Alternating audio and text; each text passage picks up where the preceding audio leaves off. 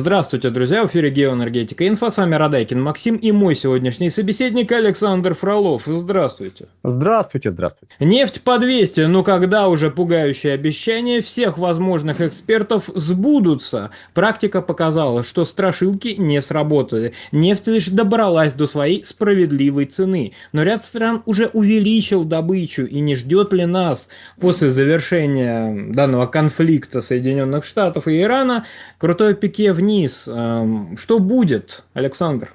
Очень вредно пересаливать блюдо. То есть, когда все на протяжении долгого времени говорят «нефть по 200, нефть по 200», и даже если не говорят, но в заголовке выносится именно «нефть по 200», даже если потом в роликах, в статьях, в кратких заметках эта мысль как-то опровергается, обыгрывается, обсуждается крайне осторожно, но люди уже привыкают, что вот должна быть нефть по 200, а она не по 200. Она действительно сейчас выглядит, точнее, сейчас нефтяные котировки, колеблются в районе $100-110 за баррель. Иногда опускаясь чуть ниже 100, иногда поднимаясь выше 110, но предел колебания такой, 100-110. Это ж не 200, это, очевидно, в 2 раза меньше. Ай-яй-яй, где же вот это все? Но, а что конкретно колеблется? То есть, что это за $100-110 за баррель? Это что? Это котировки фьючерсов на месяц вперед. Это, строго говоря, не совсем цена. Это один из финансовых инструментов, который активно используется на мировых рынках. И, как, в общем-то, справедливо заметил коллега Мищенко, на запись которого мы сейчас ссылаемся, вот, обсуждая эту тему. Кстати, зайдите к нему на канал и подпишитесь. Так вот, он правильно заметил, что финансовые рынки сейчас ведут себя таким образом, как будто бы Арбузский пролив вот-вот откроется. И здесь как раз проявляется природа вот этого рынка фьючерсов. Рынок фьючерсов очень падок на информационную повестку. То есть на него в значительной степени влияют не фундаментальные факторы, а ожидания от фундаментальных факторов. Разница огромная. То есть формально, да, рынок фьючерсов учитывает уровень спроса, уровень предложения. Как в классике, как формируется цена. Спрос и предложение встречаются, и вот где-то в моменте их соприкосновения рождается справедливая цена. Спрос и предложение начинают меняться, и справедливая цена тоже начинает изменяться, потому что она справедлива в моменте времени, когда, собственно говоря, происходит встреча вот этого спроса и предложения. Но если мы говорим, несколько утрируя, про фьючерсы на месяц вперед, то мы говорим об ожиданиях. Обычно эти ожидания в целом соответствуют текущей ситуации. То есть, если нету какого-то кризиса, то через месяц ситуация будет примерно такой же, как сейчас. То есть не успеет значительно измениться уровень предложения, уровень спроса. И сезонные колебания, конечно, происходят, но они также в целом учитываются. То есть изменяется ли уровень спроса в летний период относительно межсезонья или относительно зимнего периода? Очевидно, да, изменяется. Но это все уже учли, это как бы уже вшито в саму суть вот этой торговли. И если вы в марте торгуете нефтью, то в апреле, примерно те же самые параметры вы будете ожидать. В мае, да, примерно то же самое. Да, понятно, что физический объем потребляемой нефти летом будет выше. Но опять же, вы это ожидаете, это предполагается, это уже закладывается в вашу торговую стратегию. Или тактику, точнее, в данном случае. А в период кризиса ситуация выглядит иначе. В период кризиса, тем более настолько резкого, настолько активно влияющего на объем как спроса, так и предложения, ситуация может резко измениться в течение буквально пары суток. А уж тем более за месяц, за полтора. Она может невероятно измениться. И если раз за разом одна из сторон конфликта, виновная в происходящем на Ближнем Востоке, говорит: да мы договорились. Мы уже с Ираном посидели, договорились, скоро откроется Ормузский пролив, вот-вот, не сегодня, а завтра. И не важно, что эти обещания идут прямо вот где-то с марта. В марте были обещания, в апреле были обещания, в мае были обещания, новые обещания подоспели вот числа 23-24 мая. Фактически, когда мы записываем этот ролик. новые обещания, что вот-вот мы уже почти согласовали и скоро подпишем соглашение, которое касается мирного урегулирования, и Ормузский пролив будет открыт, заявляют нам из Вашингтона. Ну, точнее, как нам, мировому рынку. И в понедельник, когда все начнут активно, когда начнутся торги, и в информационном пространстве все еще будет активно обсуждаться скорое заключение сделок, мы с вами можем ожидать снижения котировок. Потому что, ну как, Ормузский пролив, вот опять президент США говорит, и тут уже уважаемые эксперты точно трактуют его слова, точно. Вот теперь они на 100%, ну, по крайней мере, на 99,99 в периоде уверены, что теперь-то соглашение будет подписано, и Ормузский пролив будет открыт. То есть идет сообщение информационное, обсуждение этого информационного сообщения, аналитические оценки, которые порождаются этим информационным сообщением.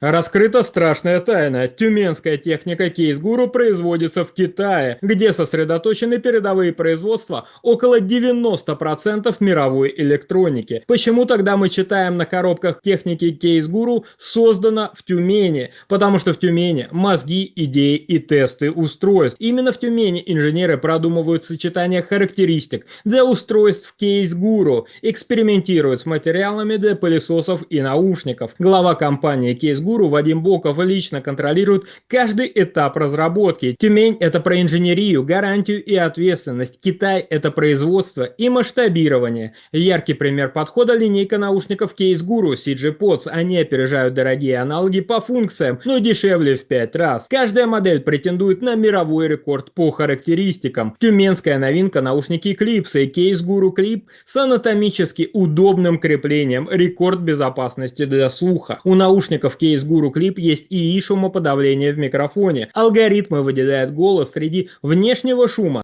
Кристальная слышимость даже в метро или аэропорту. Мировой рекорд неубиваемости у Кейс-Гуру X. Стойкие наушники с прочным кейсом из авиационного алюминия. Выдерживают до 220 кг нагрузки. Еще одна модель Кейс-Гуру Sport. Универсальные наушники для любых ушей. Подходят для 98 различных типов ушей благодаря своему креплению. Купить легендарные тюменские наушники-рекордсмены можно по QR-коду на экране или по ссылке в описании. Забирайте наш промокод GEO26 на скидку до 1000 рублей. Установите приложение Кейс-Гуру и получайте больше скидок и бонусов. Сразу после установки целых 500 бонусов уже на счету. Если это достаточно видная фигура, фигура, сделавшая это информационное сообщение, являющаяся источником этого информационного сообщения, то вот эти круги по воде информационные будут невероятно далеко расходиться. Они будут просто расходиться от Соединенных Штатов Америки до просто любой другой страны мира, до самой удаленной. И аналитики будут обсуждать, мировая повестка опять сконцентрируется на том, даже не прав президент США или не прав, а скорее будут обсуждать в том ключе, что а вот когда, а какие условия конкретно из тех, которые были озвучены, наиболее выгодны Соединенным Штатам? Выиграли США или проиграли от этого соглашения? Как-то вокруг этого будет строиться. Скорее всего, как я предполагаю, сегодня, до того, как активная часть обсуждения началась, я вот предполагаю, что вокруг этого будет строиться информационная повестка. Зачем это проговаривать? В чем разница? Разница, дорогие друзья, в том, что косвенным образом все будут соглашаться с тем, что тут-то Трамп, правду говорит. Точно, близко соглашение к подписанию. То есть из информационного пространства будет выброшен вопрос, а может он опять не прав? А если он там останется, то он будет маргинализирован. Все будут обсуждать скорее, что выиграют США, кто выиграл, Трамп или все-таки руководство Ирана. То есть, если это СМИ, которые подчиняются демократической партии, они будут так это подавать. Но они тоже вряд ли будут много внимания уделять вопросу, а может Трамп и на этот раз, немножко неискренен. Далее. Фьючерсы пойдут вниз. Но я не зря обратил внимание на то, что мы говорим все-таки о фьючерсах, на которые эта информационная повестка активнейшим образом влияет. Но если мы возьмем цены, которые мы видим, которые регистрируются в моменте, то есть цена, по которой физически сейчас можно купить нефть. Потому что, фьючерсами на месяц вперед, тем более по нефти марки Brent, весь рынок не описывается. То неожиданно выяснится, что физическая цена, она немножечко выше той, которая прописывается, в виде фьючерсов. Более того, средние цены долларов на 40, местами на 50 выше вот этих фьючерсов. Опять же, смотря за какие сутки мы фьючерсы берем.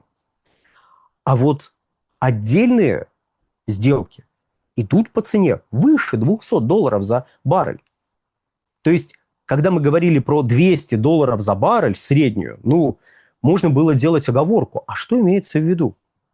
И какой конкретно инструмент, по какому конкретно сорту? То есть, что это за $200? Это где $200? Если в целом, в общем, можно ли найти нефть по $200? Да, можно. Точнее как, $200 за баррель очень помогут вам в данных условиях найти нефть. Но тут есть еще ряд оговорок, которые не просто нужно сделать, а необходимо сделать. Оговорка, кроме вот это была первая, про фьючерсы и цену на физические поставки сейчас. Оговорка вторая. Высокие цены давят на спрос. Там, где спрос может сократиться, он сокращается. Местами физический дефицит нефти и нефтепродуктов привел автоматически к снижению спроса. Но если у вас нет нефтепродуктов и денег, для того, чтобы найти $200 и получить нефть, или найти $400 и получить свой баррель дизельного топлива, я условно говорю, то, извините, подвиньтесь, но вам придется сократить спрос. И суммарный спрос, как фиксируется тем же самым Международным энергетическим агентством, снизился. Там, понятно, оценки могут отличаться, скажем, на 2 миллиона баррелей он сократился. В то же время, третья оговорка.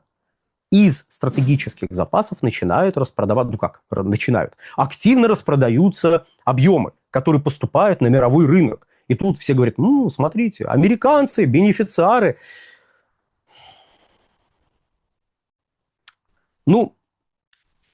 Можно, конечно, найти в распродаже стратегических объемов, а также в рекордном сокращении коммерческих запасов какой-то очень хитрый план.